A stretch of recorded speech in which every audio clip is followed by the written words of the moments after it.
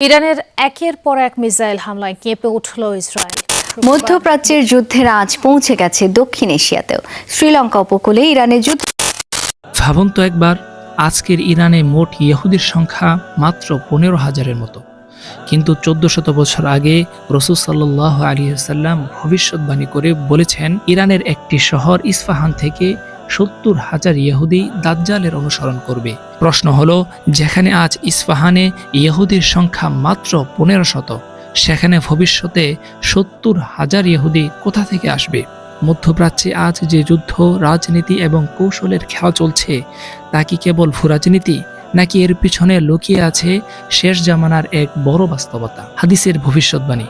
রাসূল সাল্লাল্লাহু আলাইহি ওয়াসাল্লাম বলেছেন, ইস্পাহানের 70,000 ইহুদি দাজ্জালের অনুসরণ করবে। তাদের পরনে থাকবে পারস্যের চাদর। এই হাদিসটি শেষ জামানার একটি গুরুত্বপূর্ণ ভবিষ্যৎবাণী। আজকের বাস্তবতা, পুরো ইরানে ইহুদিদের সংখ্যা প্রায় 9,000 থেকে 15,000। ইস্পাহান শহরে বসবাস করে প্রায় 1500 ইহুদি। সংখ্যায় কম হলেও সম্প্রদায়টি এখনও বিদ্যমান।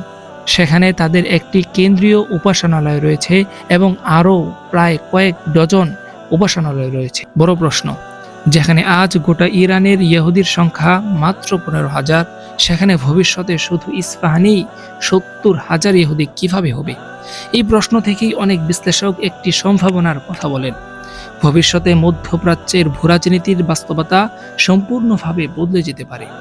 এমন একটি পরিস্থিতি সৃষ্টি হতে পারে যেখানে ইরানের রাজনৈতিক বা সামরিক বাস্তবতা পুরোপুরি পরিবর্তিত হয়ে যাবে। শুধু মুসলিমদের মধ্যেই নয়, পশ্চিমা খ্রিস্টানদের একটি অংশও মধ্যপ্রাচ্যের সংঘাতকে দেখছে শেষ মহাযুদ্ধের প্রস্তুতি হিসেবে। আমেরিকার একটি সংগঠন বিএফপি চাঞ্চল্যকর তথ্য প্রকাশ করেছে। তাদের তথ্য অনুযায়ী মার্কিন সামরিক বাহিনীর বহু কমান্ডার তাদের সৈন্যদের বলেছেন, ইরানের সাথে যুদ্ধ গডস প্ল্যান, অর্থাৎ ঈশ্বরের পরিকল্পনার অংশ। মধ্যপ্রাচ্যের কৌশলগত খেলা। আজকের ভূরাজনীতিতে প্রতিটি শক্তির নিজস্ব লক্ষ্য আছে।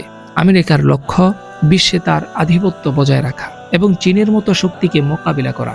ইসরায়েলের লক্ষ্য মধ্যপ্রাচ্যে নিজের নিরাপত্তা নিশ্চিত করা এবং আঞ্চলিক শক্তি হিসাবে টিকে থাকা। এই দুই স্বার্থের কারণে মধ্যপ্রাচ্য এখন হয়ে উঠেছে বিশ্ব রাজনীতিতে সবচেয়ে বিপজ্জনক ময়দান। ইতিহাসে বহুবার দেখা গেছে, বড় বড় সাম্রাজ্যের পতনের আগে বিশ্বে ভয়াবহ অস্থিরতা তৈরি হয়।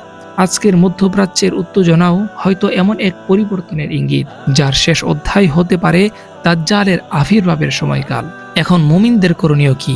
রাসূল সাল্লাল্লাহু আলাইহি ওয়াসাল্লাম বলেছেন, পৃথিবীর আয়ু যদি আর মাত্র একদিনও বাকি থাকে, তবুও আল্লাহ সেই দিনকে দীর্ঘ করবেন যতক্ষণ না আমার বংশ থেকে একজনকে পাঠানো হয়, যারা পৃথিবীকে ন্যায় ও ইনসাফে পূর্ণ করবেন। তিনি হলেন খলিফাতুল্লাহ ইমামুল মাহদী। আজকে ইহুদিরা তাদের বিশ্বাস অনুযায়ী তাদের মাসিহের জন্য প্রস্তুতি নিচ্ছে। কিন্তু প্রশ্ন হলো, আমরা কি প্রস্তুত আমাদের সত্য মাসিহ ইমামুল মাহদীকে সাহায্য করার জন্য? ইতিহাসের এই গুরুত্বপূর্ণ সময়ে মুমিনদের কাজ কেবল দর্শক হয়ে থাকা নয়, বরং দিনকে আঁকড়ে ধরা, ঈমানকে শক্ত করা এবং সত্যের পক্ষে দাঁড়ানো।